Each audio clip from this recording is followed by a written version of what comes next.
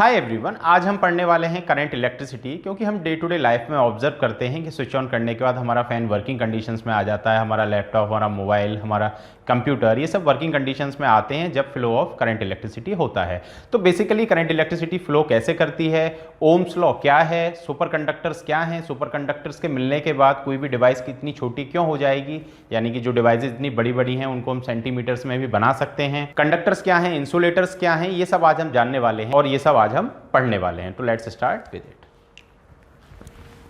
Current electricity basically हम सब ने पहली बार जो ऑब्जर्व किया था वो चार्ज को ऑब्जर्व किया था, लेकिन वो चार्ज स्टैटिक था। और वो स्टैटिक चार्ज हमने कहाँ ऑब्जर्व किया था? वो स्टैटिक चार्ज हमने बिजली की गड़गड़ाहट में जब लाइटिंग हुई थी आसमान में, तो वहाँ हमने वो फर्स्ट टाइम ऑब्जर्व किया था।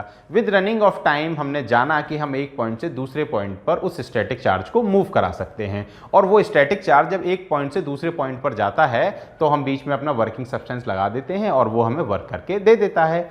यही हम अपनी लाइफ में ऑब्जर्व करते हैं कि अगर ये बल्ब है तो हम यहाँ इस पॉइंट से चार्ज को जाने देंगे, और जब ये चार्ज यहाँ से जाएगा और ये बल्ब में पहुँचेगा तो ये बल्ब ग्लो करेगा और उसके बाद ये चार्ज चला जाएगा।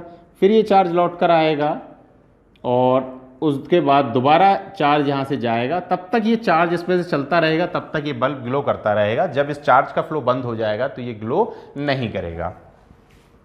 तो ये एक जनरल चीज़ हमने पढ़ी उसके बारे में, करंट इलेक्ट्रिसिटी के बारे में। तो बेसिकली जो करंट इलेक्ट्रिसिटी है वो है क्या, यानी कि करंट है क्या? तो करंट है rate of flow of charge, rate of flow of charge, ये हमारा करंट होता है। अब हर जगह हम करंट तो लिख नहीं सकते, तो rate of flow of rate of flow of charge ये हमारा करंट है। अब दिक्कत क्या आती है कि rate of flow of charge, rate का मतलब क्या होता है? रेट का मतलब होता है चार्ज के फ्लो को टाइम से डिवाइड कर देना, टाइम से डिवाइड कर देना। किस लिए टाइम से डिवाइड कर देना? इसलिए डिवाइड कर देना ताकि हमें पता लगे कि पर सेकंड में कितना चार्ज फ्लो कर रहा है एक पॉइंट से दूसरे पॉइंट पर। तो रेट वर्ड क्या बताता है? टाइम। जैसे हमने पढ़ा है what is velocity, velocity rate of change of displacement. तो डिस्प्लेसमेंट को हम किससे डिवाइड करते हैं? टाइम से। तो इसी तरीके से जहां भी रेट वर्ड, पावर क्या है? पावर है रेट ऑफ डूइंग वर्क, तो वर्क डिवाइडेड बाय टाइम। तो जब रेट वर्ड लग जाता है तो टाइम से क्या करते हैं? हम डिवाइड करते हैं। ये हमें याद रखना है। बेसिकली चार्ज का फ्लो जो है, उस चार्ज के फ्लो को करता कौन है और चार्ज है क्या?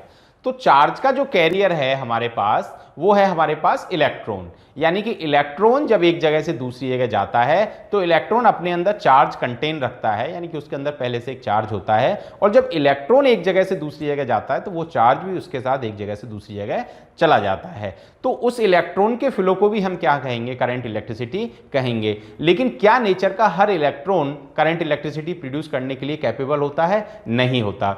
जो इलेक्ट्रॉन बहुत ज़्यादा बाउंड होते हैं न्यूक्लियस के साथ, वो सरफेस पर फ्लो नहीं कर पाते, और जब वो फ्लो नहीं कर पाते हैं तो करंट इलेक्ट्रिसिटी भी, करंट जो है वो फ्लो नहीं करता है। क्योंकि करंट क्या है? करंट उन्हीं का पर सेकंड में चलना क्या है? करंट का मेजरमेंट है। तो rate of flow of charge is known as current. अब हर जगह करंट तो हम लिख नहीं सकते, तो हमने इसका सिंबल बनाया I, और चार्ज जो है, चार्ज का सिंबल होता है Q, तो Q upon T is current. तो अगर हम करंट को देखें तो करंट क्या है?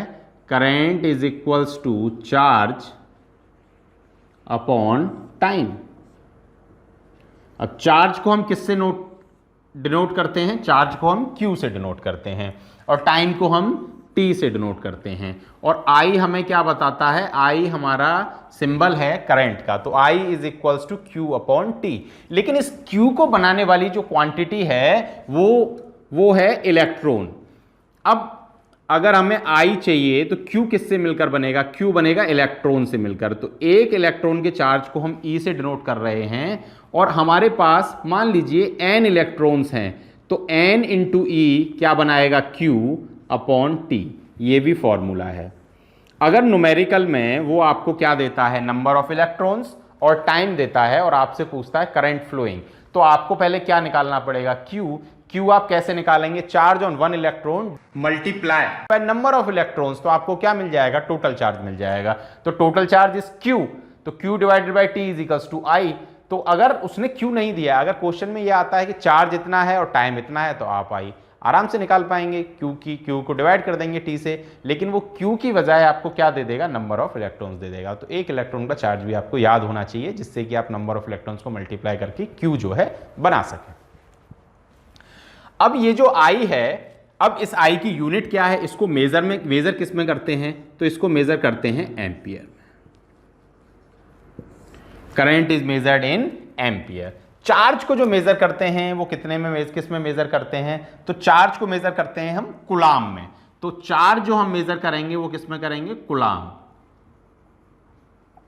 अब करंट को हम एम्पियर में मेजर करते हैं और चार्ज को कूलाम में मेजर करते हैं, टाइम को हम सेकंड में मेजर करते हैं।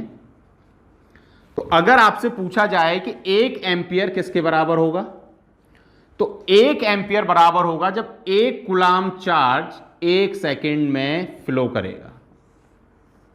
जब 1 कूलाम चार्ज 1 सेकंड में फ्लो करे, तो उस करंट को, क्योंकि चार्ज के फ्लो होने को ही हम क्या कहते हैं, करंट कहते हैं, तो उस अमाउंट ऑफ करंट को क्या कहेंगे कि 1 एम्पियर करंट ए पॉइंट से बी पॉइंट पर जा रहा है। तो ये हमें याद रखना है। दूसरी बात, ये इलेक्ट्रॉन यहां से वहां चलकर जाएगा क्यों, ये इधर आएगा क्यों, क्योंकि नॉर्मल वायर में जब हम ऑब्जर्व करते हैं, अगर हम उसको पकड़ते हैं तो हमें शॉक नहीं लगता, लेकिन अगर हमने देखा है कि इस वायर का ये टर्मिनल प्लस से कनेक्टेड है, ये माइनस से है, और अब अगर हम इसे हाथ लगाएंगे तो हमें एक शॉक लगता है और डेथ होने के चांसेस रहते हैं। ऐसा क्यों होता है, क्योंकि जब इसको पोटेंशियल मिल जाता है, एक दूसरी क्वांटिटी मिल जाती है पोटेंशियल। तो पोटेंशियल अगर हमें किसी पॉइंट का देखना है, तो potential is the amount of work done, यानी कि पोटेंशियल क्या है, अमाउंट ऑफ वर्क डन है, वो उस वर्क डन के बराबर है वर्क डन। लेकिन किस में work done, in bringing a charge, in bringing charge from infinity to that point, from infinity to that point. तो वो जो वर्क डन किया है वो क्या कहलाएगा, उस पॉइंट का पोटेंशियल कहलाएगा। तो पोटेंशियल जो है एक लैंडमार्क की तरह है।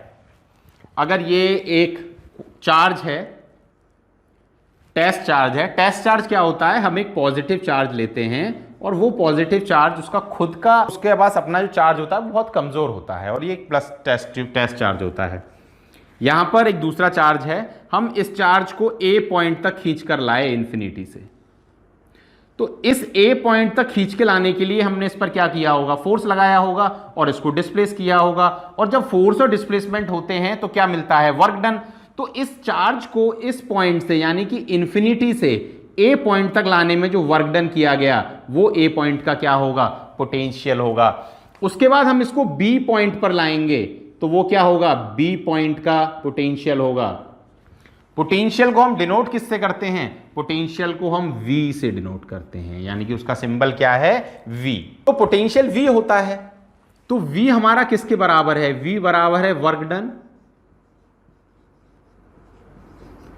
और वर्क डन किस पर, इन ब्रिंगिंग अ चार्ज।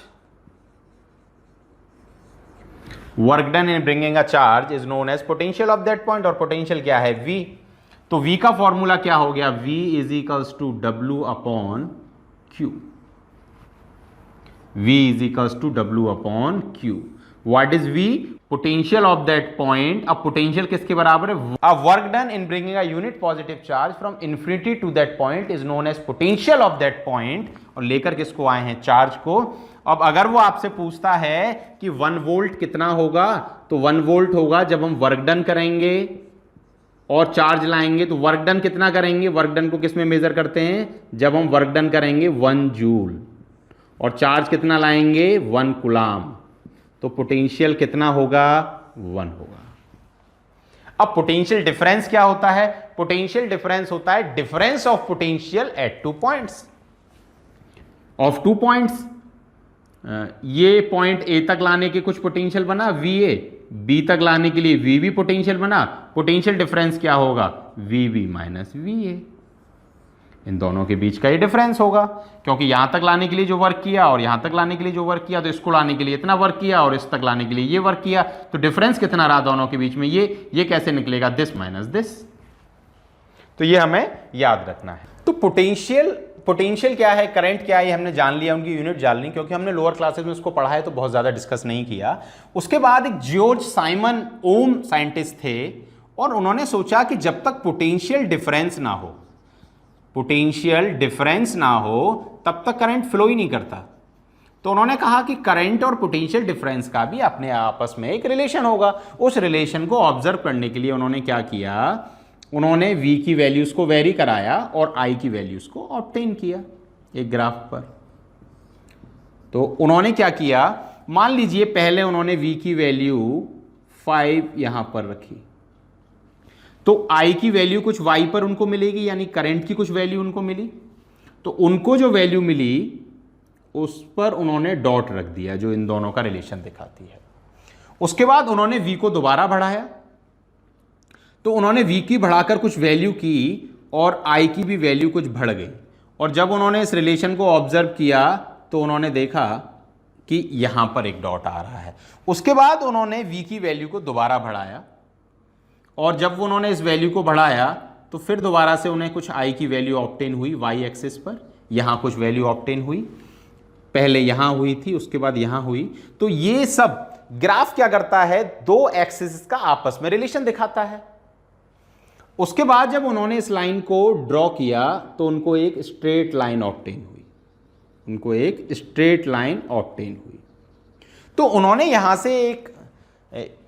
यहां से कंसेप्ट हमें दिया कि V and I are directly proportional to each other. अगर हम V को बढ़ाते हैं तो I भी बढ़ता है और उनके बढ़ने का जो रेशियो है वो कांस्टेंट रहता है, यानी कि वो चेंज नहीं होता। पोटेंशियल के साथ करंट बढ़ने लगा तो उन्होंने कहा कि current and voltage are directly proportional to each other. इसको हम ऐसे भी लिख सकते हैं, V is directly proportional to I, यानी कि voltage and current are directly proportional to each other. Condition क्या थी, कंडीशन ये थी कि उन्होंने यहां पर कांस्टेंट रखा था टेम्परेचर एंड प्रेशर, यानी कि फिजिकल कंडीशंस को हम कांस्टेंट अगर कर दें और V और I के बीच में रिलेशन देखें तो एक कांस्टेंट लाइन आ रही थी जो डायरेक्टली प्रोपोर्शन का रिलेशन दिखा रही थी कि आप V को बढ़ाओगे तो I भी बढ़ेगा। उसके बाद क्या हुआ, उसके बाद उन्होंने क्या ऑब्जर्व किया कि एक वैल्यू है जो V अपॉन I का क्या है, कांस्टेंट आ रहा है। जैसे पहले उन्होंने अगर V की वैल्यू और ये I की वैल्यू और उसके बाद उन्होंने V अपॉन I की वैल्यूज को एनालिसिस किया, तो पहले उन्होंने जब V की वैल्यू 5 रखी तो उसके बाद I की वैल्यू उनको 1 मिली। जब उन्होंने V की वैल्यू को 10 किया तो I की वैल्यू उनको 2 मिली। जब उन्होंने V की वैल्यू को 20 करके देखा तो I की वैल्यू उन्हें 4 मिली। और जब उन्होंने V की वैल्यू को 40 किया तो उन्हें I की वैल्यू 8 मिली। उसके बाद जब उन्होंने V अपॉन I का रिलेशन देखा तो वो रिलेशन हर बार कांस्टेंट आया। वो रिलेशन कैसा आया, एक कांस्टेंट वैल्यू आने लगी, यानी कि वो चेंज नहीं हो रही थी। तो ये जो कांस्टेंट वैल्यू आ रही थी V अपॉन I, तो ये कांस्टेंट के बराबर होगा। तो उन्होंने कहा कि ये जो प्रोपोर्शनलिटी साइन है, आप याद रखिए ओम्स लॉ ये है, तो according to Ohm's law V is directly proportional to I। ये हमें याद रखना है, जब अगर डिफाइन में ओम्स लॉ पूछा जाता है तो V is directly proportional to I हमें बताना है, V is equals to IR नहीं बताना है। तो V is equals to IR। R क्या है, R यहां पर कांस्टेंट है, R यहां पर कांस्टेंट है। अब ये जो कांस्टेंट है R यहां पर, ये कांस्टेंट हमने प्रोपोर्शनलिटी साइन को यहां से क्या किया, रिमूव। प्रोपोर्शनलिटी जो साइन है उसको हमने क्या कर दिया, रिमूव कर दिया। उसको रिमूव करते हैं तो कांस्टेंट को क्या करते हैं, कांस्टेंट को अप्लाई करते हैं, क्योंकि फॉर्मूला कब बनेगा, फॉर्मूला जब बनेगा जब हम क्या करेंगे, जब हमारा इज इक्वल्स टू का साइन बीच में आ जाएगा। तो as per Ohm's law I is directly proportional to V when the constant temperature is there. So on removing the proportionality sign, we get the formula that V is equals to IR. अब ये जो R हमें मिला, इसका जो measurement देखा गया, तो अब R मिला तो R का नाम यहां तक कांस्टेंट था, लेकिन इस R का अपना एक स्पेशल नाम भी हमने रखा और इसको कहा गया हमने रेजिस्टेंस। इस कांस्टेंट का बाद में नाम क्या हुआ? रेजिस्टेंस। अब इस रेजिस्टेंस, ये जो कांस्टेंट है, इस कांस्टेंट की अपनी एक प्रॉपर्टी भी है। जब करंट यहां से, करंट अगर दो पॉइंट्स के बीच में चलता है पोटेंशियल मिलने के बाद, बेसिकली करंट क्या है? करंट है फ्लो ऑफ फ्री इलेक्ट्रॉन्स। याद रखिए, करंट फ्लो ऑफ इलेक्ट्रॉन नहीं है, करंट है फ्लो ऑफ फ्री इलेक्ट्रॉन्स। तो ये इलेक्ट्रॉन जब इधर से इधर जा रहे हैं इस तरीके से, तो होगा क्या? ये आपस में एक दूसरे से टकराएंगे और टकराने की वजह से आई का जो फ्लो है वो फ्लो रिड्यूस होगा, कम हो जाएगा। तो वो जो रिड्यूस हो रहा है वो किसकी वजह से कम हो रहा है? इनके कॉलिजन्स की वजह से, ये जो आपस में टकरा रहे हैं, तो उसको रेजिस्टेंस कहेंगे। तो रेजिस्टेंस कुछ ऐसा काम करता है करंट के फ्लो में, उसको रोकता है जाने से, वो जाने नहीं देता है। तो is it clear to you? अब रेजिस्टेंस, अब हमने जाना कि V और I के साथ एक नई क्वांटिटी आ गई, रेजिस्टेंस। यहां से मेन करंट इलेक्ट्रिसिटी स्टार्ट होता है और अब रेजिस्टेंस का कॉम्बिनेशन, फैक्टर अफेक्टिंग रेजिस्टेंस, ये हम करने वाले हैं। रेजिस्टेंस, बेसिकली रेजिस्टेंस क्या है? तो रेजिस्टेंस है हमारा opposition offer to the flow of current. Opposition offered, किसको ऑफर होता है? वो ऑफर होता है to the flow of current, current के फ्लो को। यानी कि जो करंट फ्लो कर रहा है उसको जो अपोजिशन ऑफर्ड करेगा कंडक्टर, कौन करेगा? कंडक्टर। तो वो कंडक्टर जो उसको अपोज करेगा कि नहीं जाने दूंगा अपने अंदर से, जितनी रुकावट पैदा करेगा, उस मेजरमेंट को ही क्या कहेंगे? रेजिस्टेंस कहेंगे। सभी कंडक्टर्स का रेजिस्टेंस सेम नहीं होता है। अगर सभी कंडक्टर का रेजिस्टेंस सेम होता तो सारे वायर एक ही मटेरियल से बन जाते। अलग अलग मटेरियल के, यानी कॉपर या एल्युमिनियम, हम इनमें डिफरेंशिएट नहीं करते, हम इनको अलग अलग नहीं खरीदते। अब ये रेजिस्टेंस जो है, ये कंडक्टर की कुछ प्रॉपर्टीज हैं जिन पर ये बढ़ता घटता है। तो वो प्रॉपर्टीज क्या है? सबसे पहली बात है नेचर ऑफ मटेरियल। सबसे पहला होता है नेचर ऑफ मटेरियल, यानी कि मटेरियल का जो नेचर है। कुछ मटेरियल ऐसे होते हैं जिनमें नंबर ऑफ फ्री इलेक्ट्रॉन्स बहुत ज्यादा होते हैं, तो आपने यहां से एक पोटेंशियल लगाया, पोटेंशियल ने धक्का लगाया और इलेक्ट्रॉन इधर से उधर जाने लगे। लेकिन अब जिसके पास इलेक्ट्रॉन्स हैं ही नहीं, तो वो उस मटेरियल का नेचर हुआ कि उसके पास फ्री इलेक्ट्रॉन्स नहीं है। जैसे आप कंडक्टर की जगह पर अगर आप इंसुलेटर लेते हैं तो उनके पास फ्री इलेक्ट्रॉन्स होते ही नहीं है, तो उसमें करंट फ्लो ही नहीं करता है। तो नेचर ऑफ मटेरियल तो सबसे बेसिक चीज हुई। उसके बाद दूसरा होता है एरिया ऑफ क्रॉस सेक्शन। उसके बाद होता है area of cross section of conductor. अब ये एरिया ऑफ क्रॉस सेक्शन क्या होता है? एरिया ऑफ क्रॉस सेक्शन होता है जिसमें से चल रहा है वो, यानी कि वायर का एरिया ऑफ क्रॉस सेक्शन ये है। एरिया ऑफ क्रॉस सेक्शन अगर आपको देखना है तो ये है एरिया ऑफ क्रॉस सेक्शन, जितने एरिया में जाकर बढ़ाएगा। अगर इसको हम बड़ा कर दें तो एरिया ऑफ क्रॉस सेक्शन और बड़ा हो जाएगा। तो एरिया ऑफ क्रॉस सेक्शन और रेजिस्टेंस का रिलेशन अगर देखें, अगर मैं फ्लो के लिए ये बड़ा कर दूं तो सकरी गली में ज्यादा टकराने के चांसेस रहते हैं और बड़ी में कैसे होंगे? कम। तो जब एरिया ऑफ क्रॉस सेक्शन को बढ़ाते हैं तो रेजिस्टेंस क्या होता है? घट जाता है। यानी कि एरिया ऑफ क्रॉस सेक्शन के साथ जो रेजिस्टेंस का रिलेशन है, तो resistance is inversely proportional to area of cross section. ये आपको याद रखना है, ये एरिया ऑफ क्रॉस सेक्शन के इनवर्सली प्रोपोर्शनल होता है। उसके बाद तीसरा, उसके बाद आता है length of conductor. Length of conductor, तो लेंथ ऑफ कंडक्टर के केस में क्या होता है? मान लीजिए ये एक वायर है और इस वायर में पर यूनिट पर 5 टक्कर होती हैं, पर यूनिट लेंथ पर। यानी कि अगर 1 मीटर का मैं वायर लूं तो उसमें 5 कॉलिजन्स होते हैं।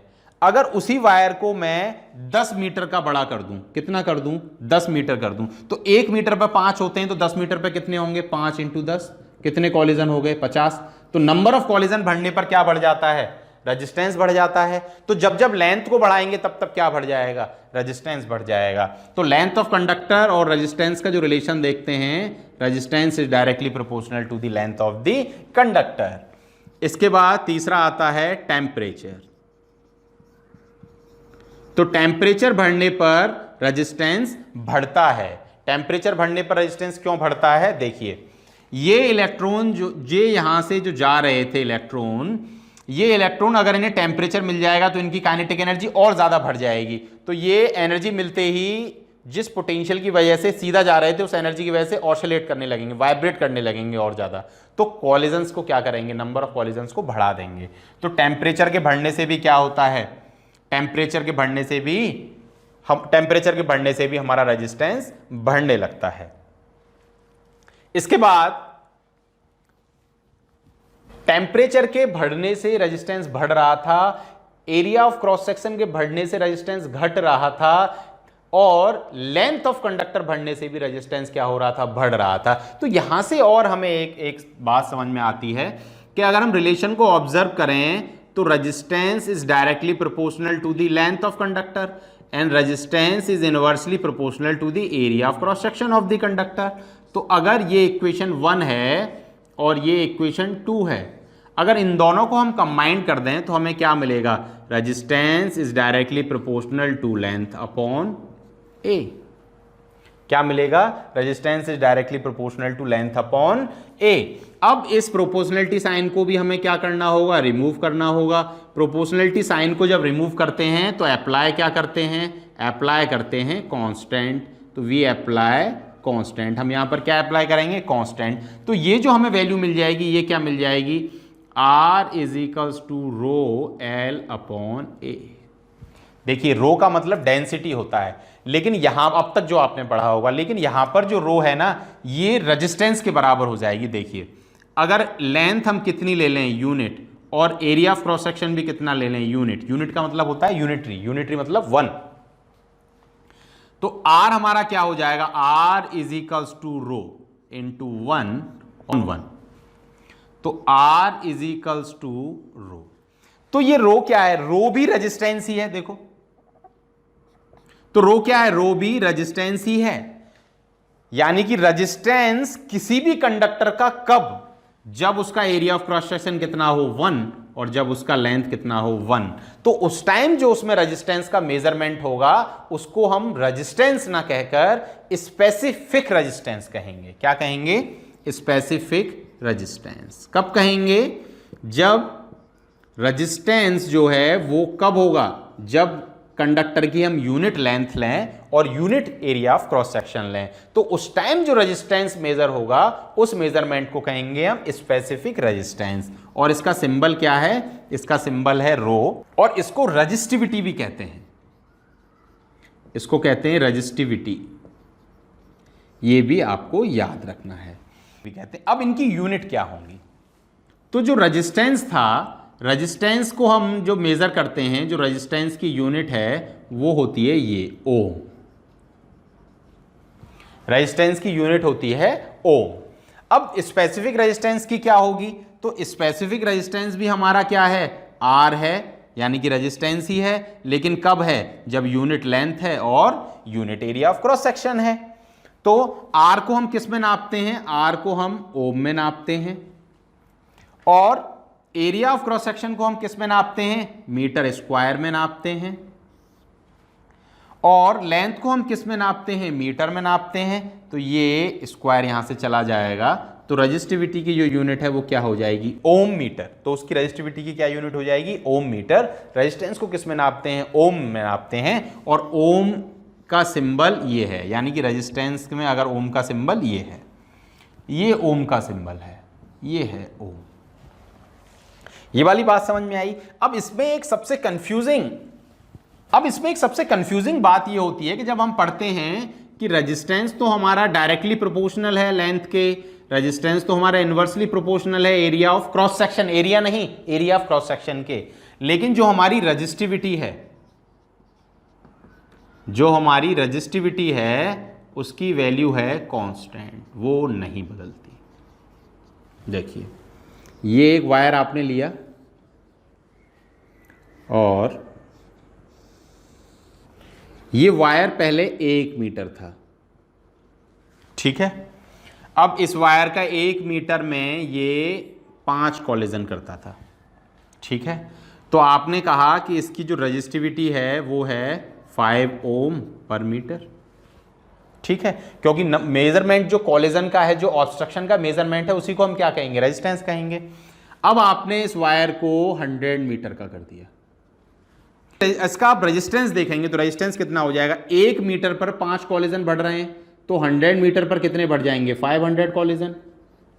लेकिन जब भी आप इस वायर में रेजिस्टिविटी मेजर करोगे तो कंडीशन क्या है, लेंथ कितनी होनी चाहिए, unit, area of cross section कितना होना चाहिए, यूनिट, और यूनिट एरिया पर, यूनिट लेंथ पर ये कितने कॉलिजन दे रहा है, 5। अब वो यूनिट लेंथ आप यहां से ले लीजिए, वो यूनिट लेंथ आप यहां से ले लीजिए, वो यूनिट लेंथ आप यहां से ले लीजिए, कहीं से भी लीजिए यूनिट लेंथ, लेकिन उस यूनिट लेंथ में जो कॉलिजन है वो कैसे रहेंगे, कांस्टेंट ही रहेंगे। इसीलिए रेजिस्टिविटी कैसी रहती है, कांस्टेंट रहती है, वो चेंज नहीं होती। लेकिन फिजिकल कंडीशंस कैसी हैं, कांस्टेंट है, यानी कि टेम्परेचर को हम चेंज नहीं कर रहे हैं।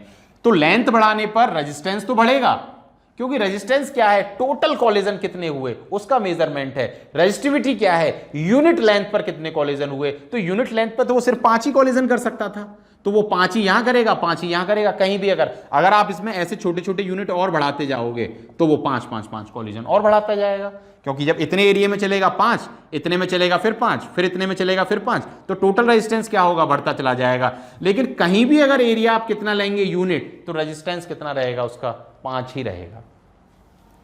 तो ये मैंने कोशिश की है इस तरीके से आपको समझाने की। इससे पहले जो हमने ग्राफ पढ़ा था, उस ग्राफ में हमने पढ़ा था कि वो ओम्स लॉ के अकॉर्डिंग डायरेक्टली प्रोपोर्शनल होते हैं करंट एंड आई, लेकिन जो इस ओम्स लॉ को ओबे करते हैं उनको हम कहते हैं ओमिक कंडक्टर्स, उनको हम कहते हैं ओमिक कंडक्टर। और जो इस ओम्स लॉ को ओबे नहीं करते उनको हम कहते हैं non ohmic conductors, non ohmic conductors. अब ओमिक कंडक्टर्स कौन से होते हैं, जनरली जितने भी मेटल्स होते हैं वो ओमिक कंडक्टर्स ही होते हैं, जनरली, सभी के लिए नहीं बोल रहा हूं। नॉन ओमिक कौन से होते हैं, जैसे सेमीकंडक्टर्स हैं। सेमीकंडक्टर्स कैसे होते हैं, नॉन ओमिक होते हैं। ट्रांजिस्टर्स हैं वो नॉन ओमिक होते हैं। सेमीकंडक्टर्स क्या होते हैं, सेमीकंडक्टर्स जर्मेनियम और सिलिकॉन से बने हुए होते हैं, ये आप हायर क्लासेस में पढ़ोगे। अब ये नॉन ओमिक का मतलब क्या है, नॉन ओमिक का मतलब ये है कि जो ग्राफ ऑब्टेन होगा V और I के बीच में वो स्ट्रेट नहीं होगा, वो ग्राफ कैसा हो जाएगा, वो ग्राफ ऐसा हो सकता है। जरूरी नहीं है वो ग्राफ यहां से स्टार्ट हो, आपने V को 0 रखा, I भी 0 है, लेकिन आपने V को 5 किया लेकिन I तो बढ़ा ही नहीं, तो वेरिएशन भी आ जाते हैं। सेमीकंडक्टर्स में एक और कंडीशन होती है, कंडक्टर में हम क्या कर रहे थे कि टेम्परेचर के बढ़ने पर रेजिस्टेंस क्या हो रहा था, इंक्रीज, लेकिन सेमीकंडक्टर्स में टेम्परेचर के बढ़ने पर रेजिस्टेंस क्या होगा, डिक्रीज। यह हमें याद रखना है, कंडक्टर्स में टेम्परेचर के बढ़ने पर क्या हो रहा था, रेजिस्टेंस बढ़ रहा था ओमिक कंडक्टर्स में, लेकिन सेमीकंडक्टर्स में क्या हो रहा है, सेमीकंडक्टर्स में टेम्परेचर के बढ़ने पर रेजिस्टेंस घट रहा है। तो ये हमें याद रखना है। 20 डिग्री पर कुछ जो सब्सटेंसेस हैं उनके स्पेसिफिक रेजिस्टेंस आप अपनी स्क्रीन पर देख सकते हैं और आप उसमें देख सकते हैं कि किसकी वैल्यू कितनी है और वहां से आप उसको पढ़कर याद कर सकते हैं। दूसरा इसके बाद जो बात आती है वो ये आती है कि ये रेजिस्टेंस क्या है, इस रेजिस्टेंस की वजह से हमारा लॉस हो रहा है। लॉस क्यों हो रहा है, क्योंकि जब वो इधर से उधर जाते हैं तो एक दूसरे से कोलाइड करते हैं तो हीट प्रोड्यूस होती है और हीट होने की वजह से क्या होता है, हीट की वजह से हमारा लॉस हो जाता है। अब उस लॉस को हम खत्म कैसे करें, तो उस लॉस को खत्म करने के काफ़ी सारे तरीके होते हैं। हम ऐसा मटेरियल लेने की कोशिश करते हैं जिस मटेरियल में नंबर ऑफ फ्री इलेक्ट्रॉन्स बहुत ज़्यादा हों, लेकिन कई बार वो मटेरियल बहुत ज़्यादा कॉस्टली होते हैं। जैसे सिल्वर है, सिल्वर बहुत अच्छा कंडक्टर है कॉपर से भी, लेकिन हम उसको नहीं लेते क्योंकि वो जो है वो मेटल जो है वो बहुत ज़्यादा कॉस्टली पड़ता है हमें, तो उसकी जगह हम प्रेफर करते हैं कॉपर को, और कॉपर भी कॉस्टली जहाँ पड़ता है तो उसकी जगह हम प्रेफर करते हैं एल्युमिनियम को। तो ये हमारी टेंडेंसी रहती है कि उसकी कॉस्ट जो है वो बहुत ज़्यादा हाई नहीं होनी चाहिए। उसके बाद एक क्वेश्चन अराइज होता है कि ये रेजिस्टेंस के हम यूज़ भी लेते हैं क्या? हाँ, तो रेजिस्टेंस हमारी डे टू डे लाइफ में हम यूज़ भी करते हैं। रेजिस्टेंस हमें कहाँ यूज़ करने पड़ते हैं? जहाँ हम अपने हीटर बनाते हैं। हीटिंग डिवाइसेस जितनी भी होती हैं उन सभी हीटिंग डिवाइसेस में हम रेजिस्टेंस यूज़ करते हैं। तो हमारे पास कुछ स्टैंडर्ड रेजिस्टेंसेस हैं। जैसे वो स्टैंडर्ड रेजिस्टेंस क्या है हमारे पास? कांस्टेंटन है, मैंगानिन है। ये क्या है? ये स्टैंडर्ड रेजिस्टेंस हैं। यानी कि ये ऐसे रेजिस्टेंस हैं कि जब आप टेम्परेचर को इंक्रीज भी कर दोगे तो नो इफेक्ट दिखाते हैं। यानी कि वो इफेक्ट इतना नेग्लिजिबल होता है कि हम उसको एनालिसिस ही नहीं करते। लेकिन वहीं अगर नाइक्रोम हम लें, ये भी एक अलॉय है। ये भी क्या है? ये अलॉय है। यानी कि डिफरेंट मेटल्स का कॉम्बिनेशन करके हमने क्या बनाए हैं? रेजिस्टेंस बनाए हैं। अब ये निक्रोम जो होता है हीटर में हम इसको यूज करते हैं। बेसिकली क्यों यूज करते हैं? इसकी स्पेशलिटी क्या है? जब टेम्परेचर बढ़ेगा तो रेजिस्टेंस भी बढ़ेगा। जब टेम्परेचर बढ़ेगा तो रेजिस्टेंस भी बढ़ेगा। लेकिन इनके केस में ऐसा नहीं हो रहा था, इसके केस में हो रहा है। तो कई बार जल्दबाजी में जब क्वेश्चन आता है तो हमसे पूछा जाता है कि जो स्टैंडर्ड रेजिस्टेंसेज हैं क्या टेम्परेचर बढ़ाने पर उनको उनके रेजिस्टेंस में वेरिएशन होता है? तो हम आंसर लिखते हैं नो। लेकिन वहीं वो उसकी बजाय क्या लिख देते हैं? नाइक्रोम। और नाइक्रोम में क्या होता है? जब जब हम टेम्परेचर को बढ़ाते हैं तो रेजिस्टेंस भी बढ़ता है। अब रेजिस्टेंस की इस कहानी से ये तो हमें समझ में आया कि रेजिस्टेंस हमारे यूज़ में भी आता है, रेजिस्टेंस की वजह से हमें लॉसेस भी होते हैं। लेकिन क्या रेजिस्टेंस को हम जीरो पर ला सकते हैं कि रेजिस्टेंस हो ही ना? बिल्कुल भी रेजिस्टेंस बिल्कुल ना हो, उसके लिए हमने कुछ ऐसे मटेरियल्स भी ढूंढे हैं जो रेजिस्टेंस को जीरो कर देते हैं। यानी कि एक बार अगर आपने करंट को फ्लो कराया तो बाद में आपको पोटेंशियल डिफरेंस वहां देने की जरूरत नहीं पड़ेगी। उसके अंदर हमेशा करंट जो है क्या करता रहेगा? रन करता रहेगा। तो जो करंट जो हमेशा उसके अंदर रन करता रहेगा तो वो हमारे लिए कैसा हो जाएगा? बहुत ईजी हो जाएगा। एक बार आप स्विच ऑन करेंगे, उसके बाद आप उसको बंद कर दीजिए, इलेक्ट्रिसिटी कंज्यूम नहीं होगी और आपको कंटिन्यूसली क्या मिलती रहेगी? लाइट मिलती रहेगी, या जो भी डिवाइस आपने ऑपरेटिंग कंडीशंस में आए हैं वो हमेशा ऑपरेट करते रहेंगे। तो वो वाले कंडक्टर्स